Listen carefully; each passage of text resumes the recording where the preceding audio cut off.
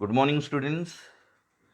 Next part of thermodynamic is although delta S for the formation of 2 moles of water from H2 gas and O2 gas is minus 327 joule per Kelvin. It is spontaneous. Explain. काय म्हटले question बघा. Delta is for the formation of 2 moles of water किती दिलेला आहे. For the formation of 2 moles of water delta S is given -327 joule per kelvin. दिलेली value positive आहे का negative आहे. So delta S is given it is -327 joule per kelvin. तरी सुद्धा process कशी आहे म्हटले स्पॉन्टॅनियस. का त्याचं रिझन काय ते एक्सप्लेन करायला सांगितलेलं आहे. परत क्वेश्चन काय बघा. Although delta S for the formation of 2 moles of water from H2 gas and O2 gas is -327 joule per Kelvin. It is spontaneous. Explain. Given delta H for the reaction. या reaction साठी delta H ची value दिलेली आहे. Delta H means change in enthalpy. So delta H for the reaction is -572 kilo joule. एवढी value दिलेली आहे. आणि delta S दिलेला आहे -327 जूल पर केल्विन. दिलेली डेल्टा एचची व्हॅल्यू मायनसमध्ये आहे, नेगेटिव्ह आहे, तरी सुद्धा प्रोसेस स्पॉन्टेनियस आहे असं आपण म्हटलेलं आहे. याच्या आधी आपण काय शिकलो. जर डेल्टा एस पॉझिटिव्ह येत असेल तर प्रोसेस कशी असते स्पॉन्टेनियस. डेल्टा एस जर निगेटिव्ह असेल तर प्रोसेस नॉन स्पॉन्टेनियस असते. आणि डेल्टा एस जर 0 असेल तर प्रोसेस इक्लिब्रियम स्टेटला असते असं म्हटलेलं आहे. पण इथे delta S -327 joule per kelvin दिलेला आहे आणि प्रोसेस तरी सुद्धा स्पॉन्टेनियस आहे असं म्हटलेलं आणि एक्सप्लेन करायला सांगितले. काय रिझन आहे बघा. मग पहिला पॉईंट बघा. For the process to be spontaneous. दिलेली प्रोसेस स्पॉन्टेनियस असण्यासाठी काय असावं लागतं. For the process to be spontaneous delta S total is equal to delta S system plus delta S surrounding is greater than 0. Delta S total हा 0 पेक्षा greater असावा लागतो तर ती प्रोसेस स्पॉन्टेनियस असते. डेल्टा एस टोटल म्हणजे काय.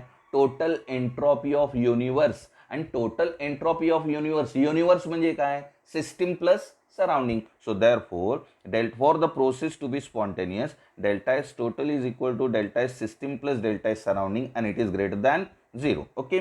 For the reaction. आता या रिॲक्शनसाठी कुठली रिॲक्शन. ही रिॲक्शन दिलेली आहे आणि या रिॲक्शनसाठी डेल्टा एचची व्हॅल्यू किती दिलेली आहे -572 किलोजूल व्हॅल्यू दिलेली आहे. म्हणजे काय हा जो -572 किलोजूल आहे हा काय इंडिकेट करतो.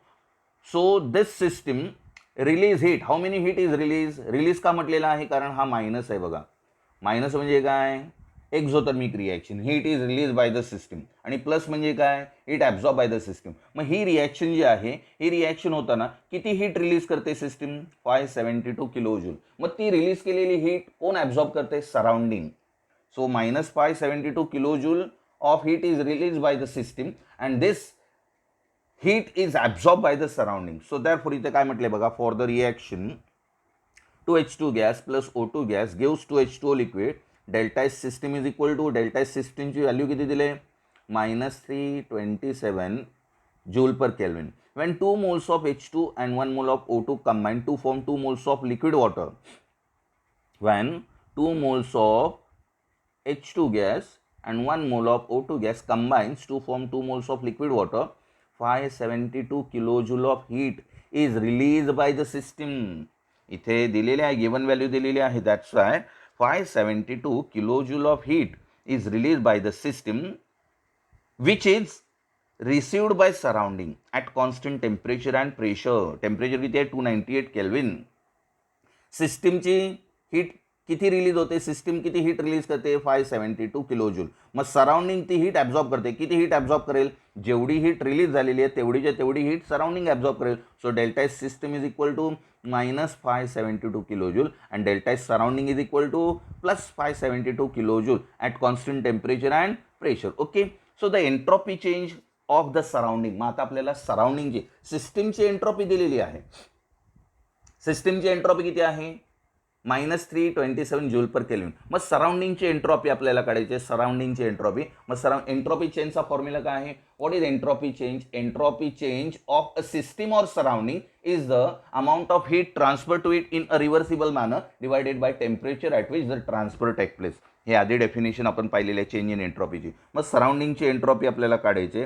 So delta is surrounding is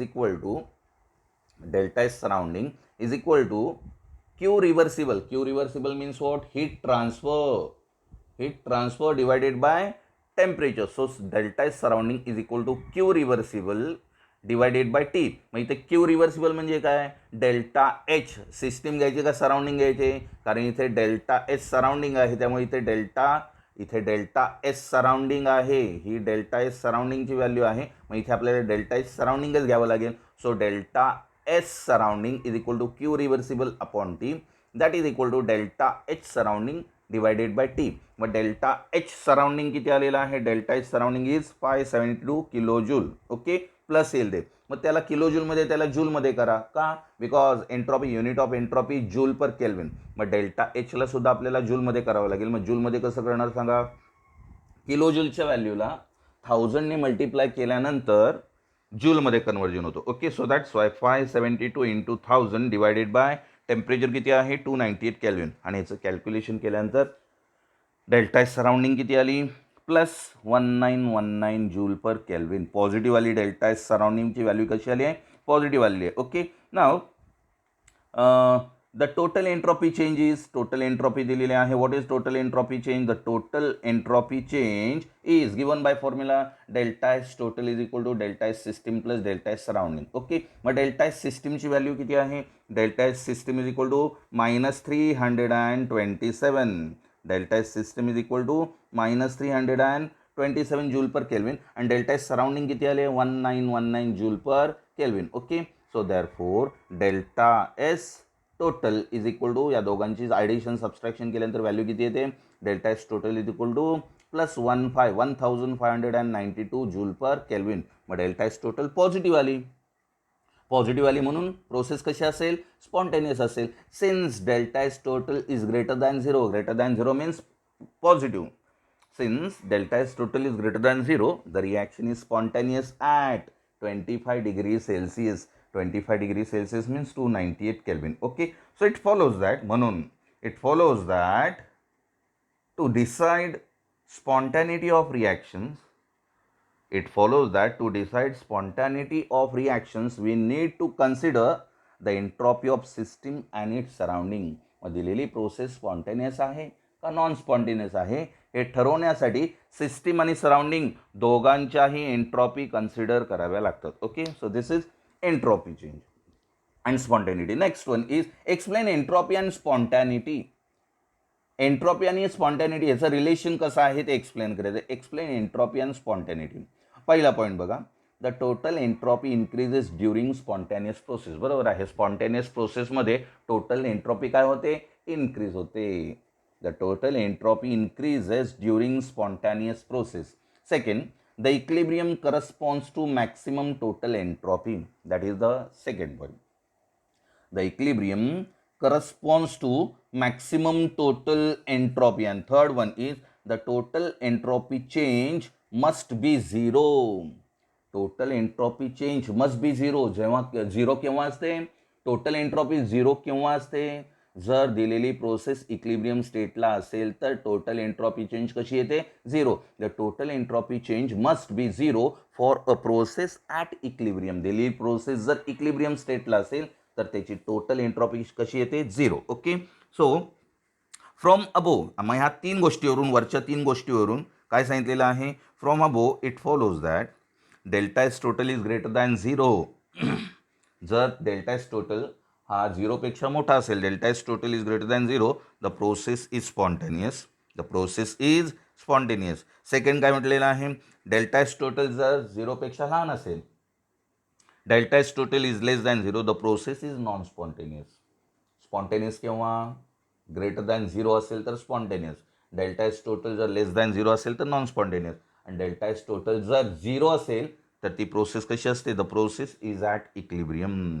पहिला point, delta S total is greater than 0, the process is spontaneous. दुसरा काय, delta S total is less than 0, the process is non spontaneous. आणि third point, delta S total is equal to 0, the process is at equilibrium. Okay, हे point 3 महत्त्वाचे आहेत spontaneity ठरवण्यासाठी. Next question, Gibbs energy. Again important part. Mathematical expression दिलेलं आहे Gibbs एनर्जीचं. मग Gibbs energy बघा, explain the term Gibbs energy. Explain the term Gibbs energy. व्यवस्थित समजून घ्यायचं आहे Gibbs energy. To predict the spontaneity of a reaction. जर रिॲक्शनची स्पॉन्टॅनिटी प्रेडिक्ट करायची असेल तर वी शुड नो, आपल्याला डेल्टा एस सिस्टीम आणि डेल्टा एस सराउंडिंगच्या व्हॅल्यूज माहिती असणं गरजेचं असतं जर स्पॉन्टॅनिटी ठरवायची असेल तर. का? कारण डेल्टा एस सिस्टीम आणि डेल्टा एस सराउंडिंग वरून आपण कुठली व्हॅल्यू काढतो? डेल्टा एस टोटलची व्हॅल्यू काढतो, बरोबर आहे ना. So to predict the spontaneity of a reaction, to predict the spontaneity of a reaction, we should know delta S system and delta S surrounding. However, it is more convenient to consider the criterion of spontaneity. However, it is more convenient to consider the criterion of spontaneity in terms of thermodynamic property of a system. Okay, so to solve this problem, हा problem solve करण्यासाठी एक American theoretician होता J.W. Gibbs, त्यांनी एक नवीन thermodynamic property introduce केली. To solve this problem, American theoretician J.W. Gibbs introduced a new thermodynamic property called Gibbs energy, and it is denoted by symbol G. Gibbs energy, that is indicated by G. बघा परत एकदा, to predict the spontaneity of a reaction we should know delta S system and delta S surrounding. However, it is more convenient to consider the criterion of spontaneity in terms of thermodynamic properties of system. हा problem solve करण्यासाठी, to solve this problem, American theoretician J.W. Gibbs introduce a new thermodynamic property called Gibbs energy. हा problem solve करण्यासाठी अमेरिकेचे जे थेरोडिसियन होते J.W. Gibbs, त्यांनी एक नवीन थर्मोडायनामिक प्रॉपर्टी इंट्रोड्यूस केली आणि त्या थर्मोडायनामिक प्रॉपर्टीचं नाव काय दिलं? Gibbs energy. J.W. गिब्स त्याचं स्वतःचं नाव दिलं गिब्स एनर्जी, आणि त्याला कशाने इंडिकेट केलं त्यांनी? G. And usually denoted by G. The Gibbs energy is mathematically define as, आणि त्यांनी मॅथमॅटिकली गिब्स एनर्जी कसं लिहिलं आहे? So Gibbs energy is mathematically define as G is equal to H minus Ts. G is equal to H minus Ts, where H is enthalpy and S is entropy of system and T is the temperature. H म्हणजे काय? Where H is enthalpy, S is entropy of the system. Since H, T and S are state function, आपण पाहिलं याच्या आधी, enthalpy state function आहे, temperature state function आहे, entropy सुद्धा state function आहे. मग जर हे तिघे स्टेट फंक्शन असतील, हे तिघे जण जर स्टेट फंक्शन असतील, तर जी पण काय येईल? G is also state function. Since H, T and S are state function, G is also state function. Okay, a change in Gibbs energy depends on initial state and final state. का? Because Gibbs energy is a state function. म्हणून change in Gibbs energy depends on initial state and final state of the system and not depends on path connecting two states. So change in Gibbs energy depends on initial state and final state and does not depends on path connecting two states. Okay, the change in Gibbs energy at constant temperature and pressure is given by, the change in Gibbs energy at constant temperature and pressure is given by delta G is equal to delta H is equal to T delta S.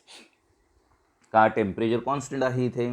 So delta G is equal to delta H minus T delta S. Okay, so this is the mathematical expression for change in Gibbs energy, and this is the mathematical expression for Gibbs energy. हा Gibbs energy आहे आणि हा change in Gibbs energy. Okay, next very important part, derivation आहे, important आहे. काय बघा, derive the relationship between delta G and delta S total. बोर्डाला विचारलेला आहे बऱ्याच वेळा क्वेश्चन. हा काय क्वेश्चन विचारला जातो? Derive the relationship between delta G and delta S total. मग सुरुवातीला the total entropy change is given by, काय आहे total entropy? The total entropy change is given by delta S total is equal to delta S system plus delta S surrounding और काय delta S total is equal to इथे सिस्टीमच्या जागेवरती मी system काढून टाकला. ओके, सो और delta S total is equal to delta S plus delta S surrounding. Call it as equation number 1. ह्याला इक्वेशन नंबर 1 म्हटलं. Okay, now according to second law of thermodynamic. Second law of थर्मोडायनॅमिकमध्ये काय म्हटलेलं आहे? According to second law of thermodynamic, for a process to be spontaneous, delta S total is greater than 0. The total entropy of universe increases in spontaneous process. This is the second law of thermodynamics. बरोबर आहे ना? So according to second law of thermodynamics, for a process to be spontaneous, process spontaneous असण्यासाठी second law of thermodynamic नुसार delta S total हा कसा असावा लागतो? Delta S total is greater than 0. Delta S total is greater than 0 if, बघा आता इथे, if delta H is the enthalpy change of system. जर डेल्टा एच ही सिस्टीमची एन्थॅल्पी चेंज असेल तर सराउंडिंगची एन्थॅल्पी काय येईल? Minus delta H. बरोबर आहे ना? If delta H is the enthalpy change of a system, the enthalpy change of the surrounding is minus delta H. बरोबर आहे. Thus delta H surrounding is equal to, मगाशीच काढलं आपण हे, डेल्टा एच सराउंडिंग काढायचं असेल तर क्यू रिव्हर्सिबल अपॉन टी, म्हणजे क्यू रिव्हर्सिबल म्हणजे डेल्टा एच. मग आपल्याला सराउंडिंग जी काढायची, त्यामुळे सराउंडिंगची किती आले इथे? डेल्टा एच किती आले? मायनस डेल्टा एच घेतलेल्या सराउंडिंगचा. So therefore delta S surrounding is equal to delta S surrounding is equal to Q reversible upon T, that is equal to minus delta H upon T. Okay, so पुढे बघा काय आहे. Next one, substituting equation 2 in equation 1. Equation 2 काय आहे? Equation 2 इथे आहे बघा. आणि इक्वेशन 2 काय आहे? Equation 2 is this one, equation 2, आणि इक्वेशन 1 काय आहे? This is equation number 1. Okay, मग इक्वेशन 2ला इक्वेशन 1 मध्ये सबस्टिट्यूट करा. इक्वेशन 2ला इक्वेशन 1 मध्ये सबस्टिट्यूट केल्यानंतर काय मिळेल बघा. सो एक मिनिट ॲडजस्ट करू द्या. Substituting equation 2 in equation 1 we get delta S total is equal to delta S minus delta H upon T. Delta S total is equal to delta S system plus delta S surrounding. मग delta S सराउंडिंगची value काय आली? Minus delta H upon T आलेली आहे, ती substitute केली. So delta S total is equal to delta S minus delta H upon T. So therefore delta S cross multiplication करतोय, T ने डेल्टा एसला मल्टिप्लाय केलं. Okay, cross multiplication. So therefore delta S total is equal to T delta S minus delta H upon T. Okay, so therefore टीला आता left साईडला घेतल्यानंतर काय येईल मग बघा. So therefore T delta S total is equal to T delta S minus delta H. Okay, आता मी काय करतो? दोन्ही साईडचे साईन चेंज करतो. Change the sine on both sides. दोन्ही साईडचे साईन चेंज केल्यानंतर काय येईल बघा. This on changing the sign we get minus T delta S total. हा डेल्टा एच मायनस होता, तो काय झाला? प्लस झाला. परत बघा, minus T delta S total is equal to delta H minus T delta S. Okay, this is equation number 3. हे आलेलं इक्वेशन, हे जे आले ते इक्वेशन नंबर 3 आहे. Okay, so therefore the change in गिव्स energy at constant temperature and pressure is given by. आता change in गिव्स एनर्जी काय आहे? आत्ताच आपण इक्वेशन पाहिलं. चेंज इन गिव्स energy delta G is equal to delta H minus T delta S. Okay, so substituting equation 3 in equation 4 we get. Equation 3ला equation 4 मध्ये सबस्टिट्यूट करा. बघा, दोन्ही साईडला इथे सुद्धा delta H T delta S आहे, इथे सुद्धा delta H T delta S आहे. म्हणजे फायनली काय? Substituting equation 3 in equation 4 we get delta G is equal to minus T delta S total. T हा कॉन्स्टंटच असेल. सबस्टिट्यूट केल्यानंतर इक्वेशन 3ला इक्वेशन 4 मध्ये सबस्टिट्यूट केल्यानंतर काय मिळाला? Delta G is equal to minus T delta S total. म्हणजे डेल्टा जी जर पॉझिटिव्ह असेल तर डेल्टा एस टोटल निगेटिव्ह येईल. डेल्टा जी जर पॉझिटिव्ह असेल तर डेल्टा एस टोटल कसा असतो? निगेटिव्ह असतो. आणि डेल्टा जी जर निगेटिव्ह असेल तर डेल्टा एस टोटल कसा असतो? पॉझिटिव्ह असतो. म्हणजे दोघेही अपोजिट साईनमध्ये आहेत. मग डेल्टा एस टोटल जर ग्रेटर दॅन 0 असेल तर प्रोसेस स्पॉन्टेनियस असते. बरोबर आहे ना? डेल्टा एस टोटल जर ग्रेटर दॅन 0 असेल तर प्रोसेस कशी स्पॉन्टेनियस. मग डेल्टा जी कसा असला पाहिजे, delta G is less than 0. मग इथे दिलेले बघा spontaneity for a process for a spontaneous reaction. For a spontaneous reaction, delta S total is greater than 0 and hence delta G is less than 0. Why? Because delta G and delta S total have opposite sign. बघा delta G हा positive आहे तर इथे delta S total negative आहे. So for a process for a spontaneous reaction, delta S total is greater than 0 and hence delta G is less than 0. Okay, so at constant temperature and pressure, Gibbs energy of a system decreases in a spontaneous process. बरोबर आहे. जर delta S total increase होत असेल तर delta G decrease व्हायला पाहिजे तरच process कशी येईल स्पॉन्टेनियस. मग इथे दिलेलं आहे explain Gibbs energy and spontaneity. मग Gibbs energy and spontaneity explain करण्यासाठी बघा, explain Gibbs energy and spontaneity. Spontaneity कशी डिपेंड असेल गिब्स एनर्जीवरती बघा. The second law of thermodynamic leads to conditions of spontaneity. The second law of thermodynamics leads to conditions of spontaneity. पहिली condition काय, delta S total greater than 0 असेल तर process spontaneous असते. मग डेल्टा जी कसा असला पाहिजे, दोघांचं साईन अपोजिट आहे. बरोबर आहे ना. डेल्टा जी आणि delta S have opposite sign. So that's why पहिली condition, delta S total is greater than 0 and delta G is less than 0, the process is spontaneous. त्यावेळेस प्रोसेस कशी असेल स्पॉन्टेनियस. मग नॉन स्पॉन्टेनियससाठी बघा, delta S total is less than 0 and delta G is greater than 0, the process is non spontaneous. Second कळली का condition, second condition कळली का. फर्स्ट कंडिशन काय आहे, first condition delta S total is greater than 0 and delta G is less than 0, the process is spontaneous. Second condition काय, delta S total is less than 0 and delta G is greater than 0, the process is non-spontaneous. Third condition काय, delta S total is equal to 0 and delta G is equal to 0, the process is at equilibrium. त्यावेळेस ती process कशी असते, equilibrium स्टेटला असते. Okay, now spontaneity and delta H and delta S. Delta H आणि delta एसच्या व्हॅल्यूवरून process spontaneous आहे का non spontaneous आहे हे ठरवलं जातं. बघा मग इथे spontaneity and delta H and delta S बघूया. इथे spontaneity and delta H and delta S. पहिली व्हॅल्यू काय दिली, 3 टेबल दिले आहेत बघा. पहिल्या याच्यामध्ये डेल्टा एचची व्हॅल्यू दिलेली आहे, दुसऱ्या याच्यामध्ये डेल्टा एसची व्हॅल्यू आणि तिसऱ्या याच्यामध्ये डेल्टा जीची व्हॅल्यू. मग दिलेली व्हॅल्यू पॉझिटिव्ह आहेत का निगेटिव्ह आहेत त्याच्यावरून स्पॉन्टॅनिटी ठरवली जाते रिॲक्शनची. मग पहिला टेबल बघा, when delta H and delta S both are negative, when delta H and delta S, इथे बघायचं, इथे सांगतोय मी काय सांगितले ते बघा.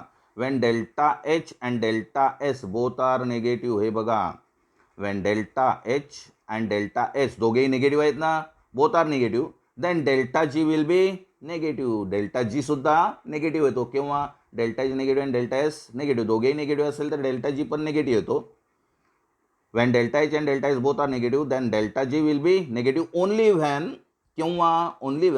delta H is more negative than T delta S. Delta H is more negative than T delta S. Delta H हा T delta S पेक्षा जास्त निगेटिव्ह असेल तर डेल्टा जी निगेटिव्ह येतो. This is possible. आणि केव्हा पॉसिबल आहे, this is possible only at low temperature. कमी टेम्परेचरला हे पॉसिबल आहे. This is possible only at low temperature, then the reaction will be spontaneous. त्यावेळेस ती रिॲक्शन कशी असते, स्पॉन्टेनियस. नीट आणि जेईला हा टेबल महत्त्वाचा आहे, याच्यावरती क्वेश्चन विचारले येतात आणि ते क्वेश्चन सॉल्व्ह करण्यासाठी हा टेबल महत्त्वाचा आहे. हा पूर्ण टेबल लक्षात ठेवणं गरजेचं आहे. हे तुम्हाला पाठच करावं लागेल आणि पाठ करायला काय एकदम सोपा पार्ट आहे तो. ओके, दुसरी कंडिशन काय बघा, when delta H and delta S both are positive, दोघेही पॉझिटिव्ह दिसत आहेत का, delta G will be negative. जर दोघेही पॉझिटिव्ह असतील तर डेल्टा जी कशी येतो, निगेटिव्ह येतो. when delta H and delta S both are positive, delta G will be negative only if केव्हा T delta S is greater than delta H.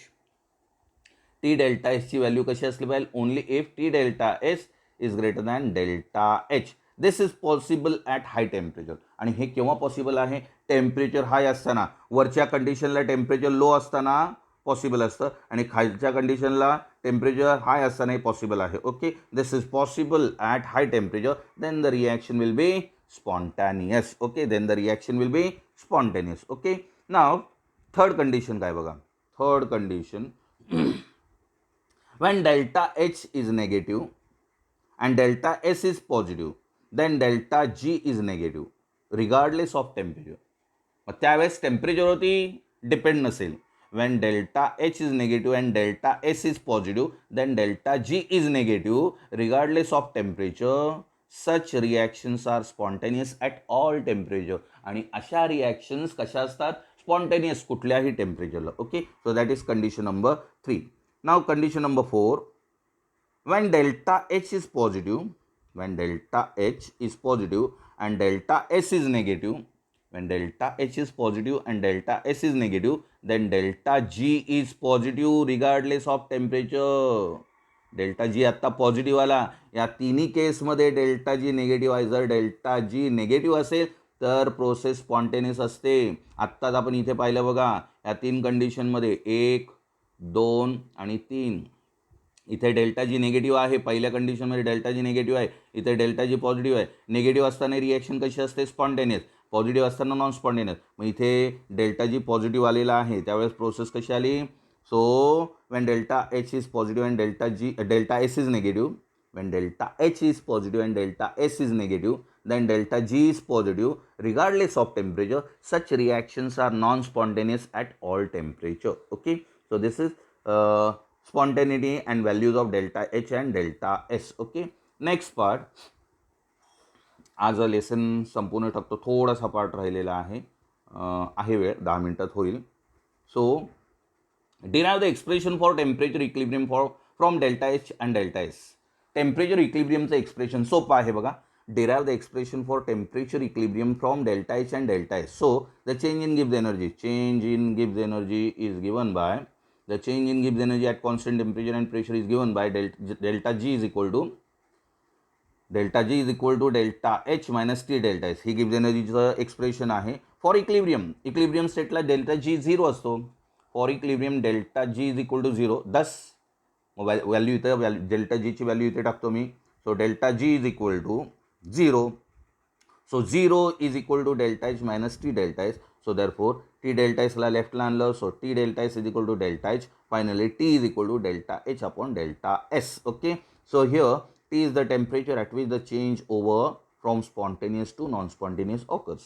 मग T हा टेम्परेचर आहे, त्या टेम्परेचरवरून प्रोसेस स्पॉन्टेनियस आहे का नॉन स्पॉन्टेनियस ते ठरवलं जातं. So here T is the temperature at which the change over from spontaneous to non spontaneous occurs. Okay, next and very important question, last point of this lesson.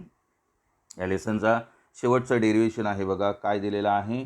Derive the relationship between delta G 0 of reaction and equilibrium constant. Important part आहे, हे सुद्धा derivation विचारलेलं आहे. मला वाटतं I think 2019ला हा question आलेला, 2019 का 18ला.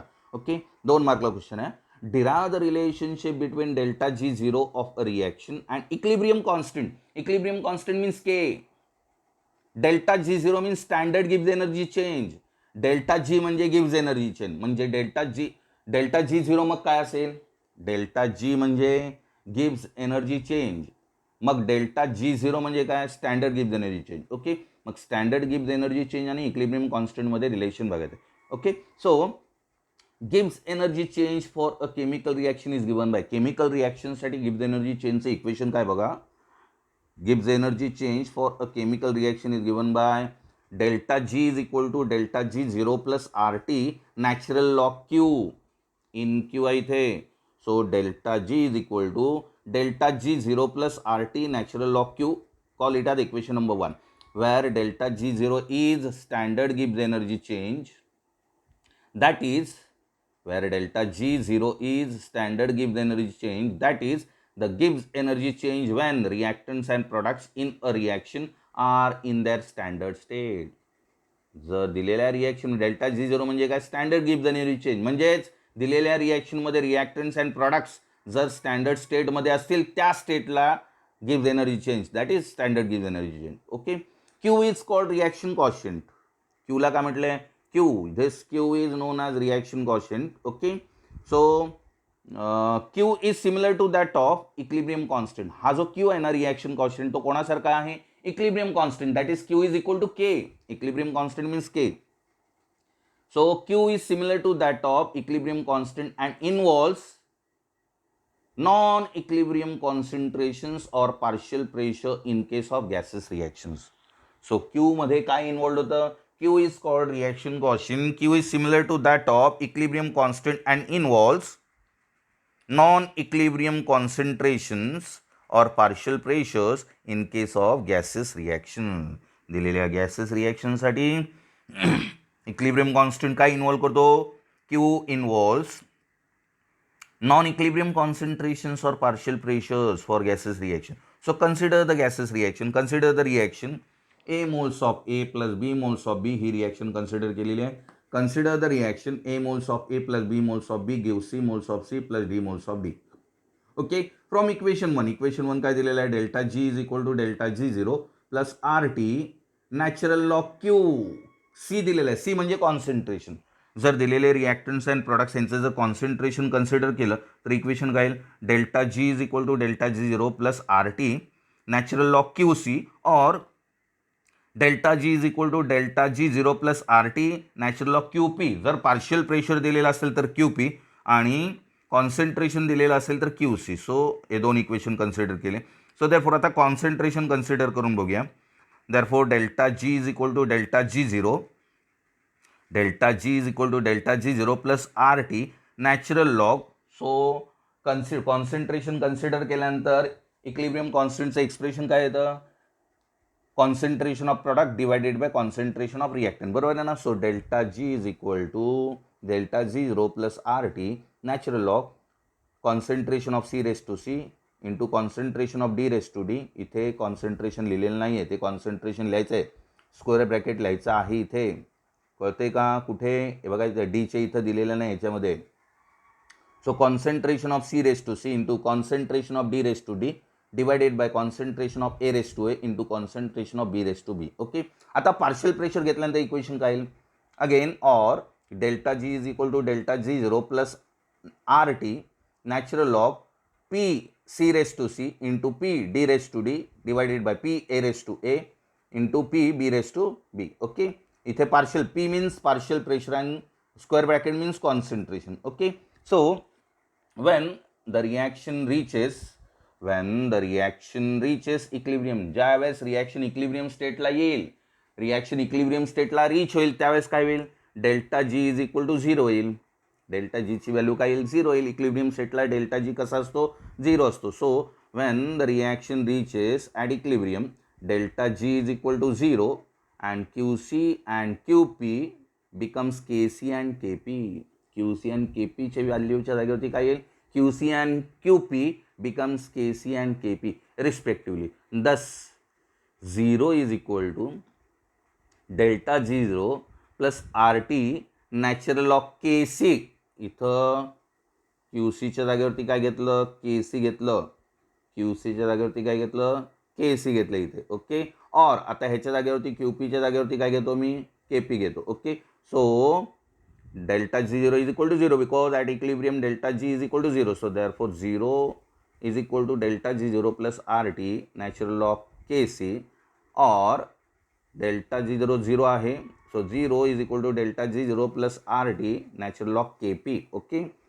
सो therefore आता काय करतो मी, हा RT नॅचरल लॉग KCला डेल्टा G0 लेफ्टला नेतो इथे, किंवा RT नॅचरल लॉग KCला लेफ्टला नेला, तो प्लसचा काय होईल, मायनस होईल. So therefore delta G0 is equal to minus RT natural log KC.